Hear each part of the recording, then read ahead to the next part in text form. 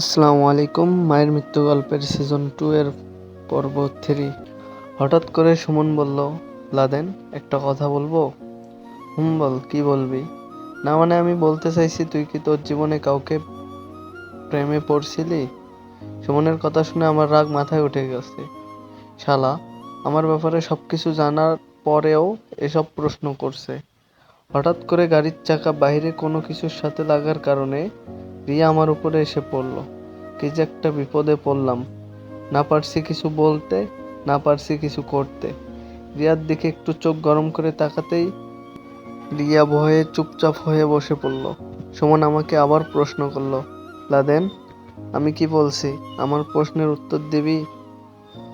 না দেখ সুমন, মেজাজ এমনি গরম হয়ে আছে, এর ভিতরে আর আমাকে রাগান্বিত করবি না। আর তুই কি আমার সাথে মজা করছিস? আপু আমার দিকে তাকিয়ে বলল, ঠান্ডা খাবি? এনে দিব কি? আমি কিছু বলার আগে রিয়া বলে, শুধু ঠান্ডা খেলে কি হবে? তোমার ভাইকে বরফ দিয়ে গোসল করিয়ে আনো, তাহলে মেজাজ হয়তো কিছুটা ঠান্ডা হবে। আমি আর কারো কোনো কথার উত্তর না দিয়ে চুপচাপ বসে আছি। আমি জানি রিয়া সবাইকে ওর দলে নিয়ে গেছে। সবাই এখন চায় আমি রিয়াকে বিয়ে করি।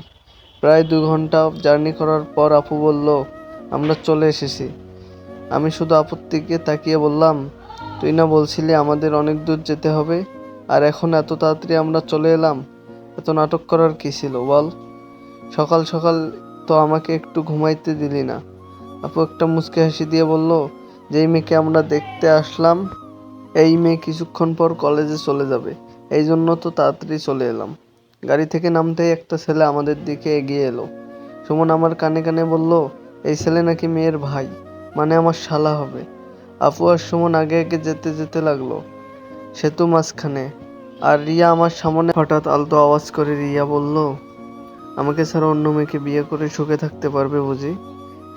রিয়ার কথার উত্তর দিয়ে রিয়াকে বললাম, মুরব্বিদের কাছে শুনে এসেছি, সবাইকে এক কথা বারবার বলতে নেই, তাহলে ওদের শরীরের ভাব বেশি হয়ে যায়, নিজেকে নিজে চিনতে পারে না। সবাইকে বেশি তেল দিতে নেই।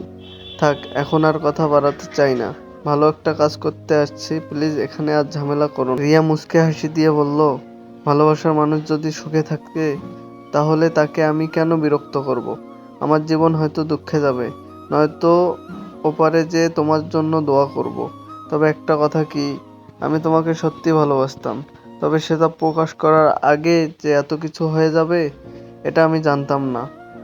দোয়া করি তোমার জীবন যেন সুখেই যায়। এই কথাগুলো বলেই রিয়া চোখের পানি মুছলো। রিয়ার কথাগুলো শুনে আমার বুকের মাঝে কেমন জানি একটা চিনচিন করে ব্যথা করতে লাগলো। কেন এমন হলো এটা বলতে পারছি না। আমার কেমন যেন মনে হচ্ছে আমার আপনজন কাউকে হারাতে বসেছি। বাসার ভিতর গিয়ে আমি সুমনের পাশে গিয়ে চুপচাপ বসলাম। আপু আর রিয়া ভিতরে গেল। সেতু আমাদের সামনে গিয়ে বসলো। সেতুর দিকে তাকাতেই সেতু আস্তে করে বলল, দোয়া করি মেয়েটা যেন কালো হয়। আর এই কথা কি যেন বলে নাকি, যেন বলে না বয়ফ্রেন্ড নাকি। সুমন সেতুকে ধমক দিয়ে বলল, চুপ করবে সেতু, এসব কথা কেউ এখানে বলে? যদি ওদের কেউ শুনে ফেলে তো কি হবে সেতু? আর কিছু না বলে মন খারাপ করে বসে আছে। কিছুক্ষণ পর আপু আর রিয়া বাহিরে আসলো। আর আপু আমার পাশে এসে বলল, আমি বলছি না মেয়েটার তোর সাথে খুব মানাবে? সাথে রিয়াও তাল মিলিয়ে বলল, ওর সাথে খুব মানাবে। বলতে হবে মেয়েটা অনেক সুন্দর। রিয়ার কথা শুনে আমি ওর দিকে একবার তাকালাম। মনটা চাইছে রিয়াকে আপন করে নিতে, কিন্তু কোনো এক বাধার কারণে পারছি না। আমি জানি রিয়া ওর ভিতরে কতটা কষ্ট চেপে রেখে এসব কথা বলছে, যে কিনা আমাকে এত ভালোবাসে, আর আজকে আমার জন্য ও মেয়ে দেখতে এসেছে। আমি বুঝতে পারছি না ও এখানে কিভাবে আছে। কিছুক্ষণ পর মেয়ের মা বাবার সাথে আমাদের পরিচয় হলো। সব মিলিয়ে মোটামুটি ঠিকঠাক আছে। অনেকক্ষণ পর মেয়েকে আমাদের সামনে নিয়ে আসলো।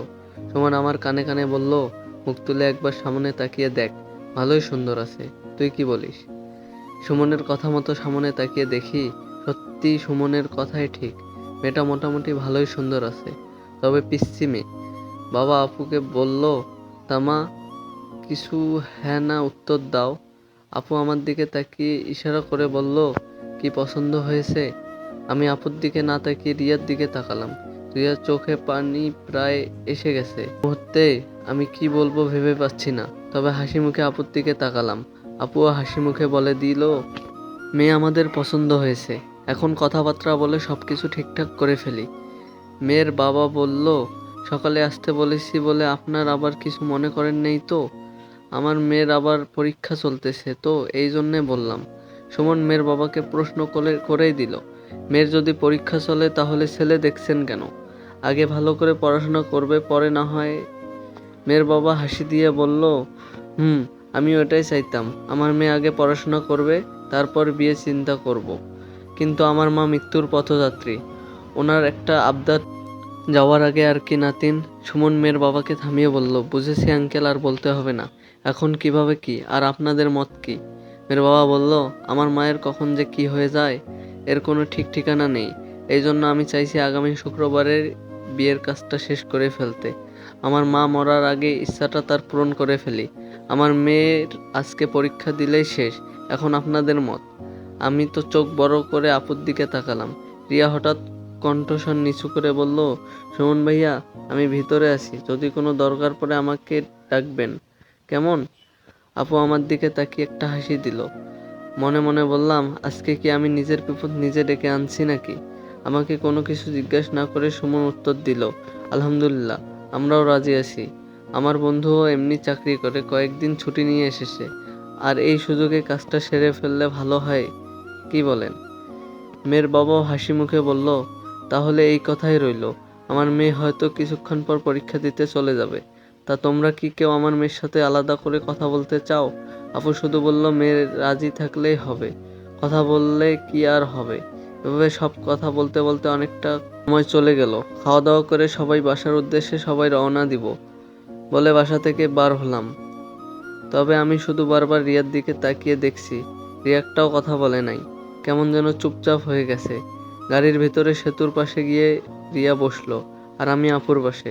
সুমন সামনে বসে বলল, তালা দেন, মেয়ে কি তোর পছন্দ হয়েছে নাকি? পরে আবার আমাদের বকা দিবি না তো? আমি হাসি দিয়ে বললাম, পছন্দ না হওয়ার কি কারণ আছে, তবে মেয়েটা কেমন যেন পিচ্ছি পিচ্ছি। আপু খুশি হয়ে বলল, তাহলে আমরা কি বলে দেব মেয়ে আমাদের পছন্দ হয় নাই? মেয়ে এখনো পিচ্ছি আছে? আমি আপুর দিকে ভালো করে একবার তাকিয়ে বললাম, আমি কি কখনো এই কথা বলেছি?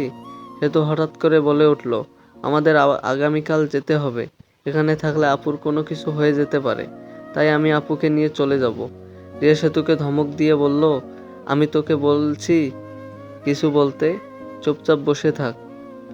চুপচাপ বসে থাকতে পারিস না? এই পর্যন্ত বলে রিয়াও চুপ হয়ে গেল। আমি এখন সত্যি বুঝতে পারতেছি না আমি কি করব। অনেকক্ষণ জার্নি করার পর বাসার সামনে গিয়ে নামলাম। বাসার ভিতরে না গিয়ে বললাম, সুমন আমাকে এক জায়গায় যেতে হবে, কিছু মনে করিস না। সুমন আমার দিকে তাকিয়ে বলল, হঠাৎ করে তুই আবার কোথায় যাবি? আর আমার জানা মতে তোর তো এমন কোনো দরকার নেই যে তোর কোথাও যেতে হবে। আপু আমার কাছে এসে বলল, ভাইয়া মাত্র না তোমার বিয়ের সবকিছু ঠিকঠাক করে আনলাম, এখন আবার কোথায় যেতে চাইছো? আপু ইমার্জেন্সি একটা দরকার পড়ে গেছে, হঠাৎ কিছু মনে করো না, আমি যাব আর আসবো।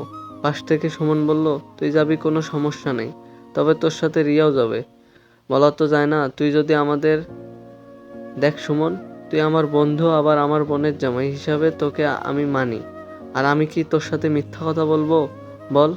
আচ্ছা ঠিক আছে, যা, তবে আজকেই চলে আসবি। রিয়া আমার কাছে এসে আমার হাতে মোবাইলের মতো কি একটা দিয়ে বলল, যদি কোনো বিপদে পড়ো তাহলে আমাকে জানিয়ে দিও, আমি চলে আসব।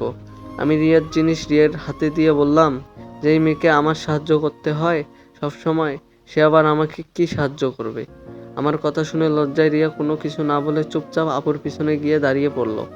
আমি আর কোনো কিছু না বলে সামনে যেতে লাগলাম। তবে শেষে রিয়াকে এসব কথা বলা আমার ঠিক হয় নাই। নিরিবিলি একটা জায়গায় গিয়ে টানা মিলে শূন্যে উড়াল দিলাম। মাঝে মাঝে একটা বিষয় চিন্তা করলেই খুব ভালো লাগে, আগে কি ছিলাম কি, আর এখন হয়ে গিয়েছে কি। হ্যাঁ, চিন্তা করা যায়। নিচে গিয়ে কোনো মতে মুখ ঢেকে আমাদের বাসার দোকানের সামনে গেলাম।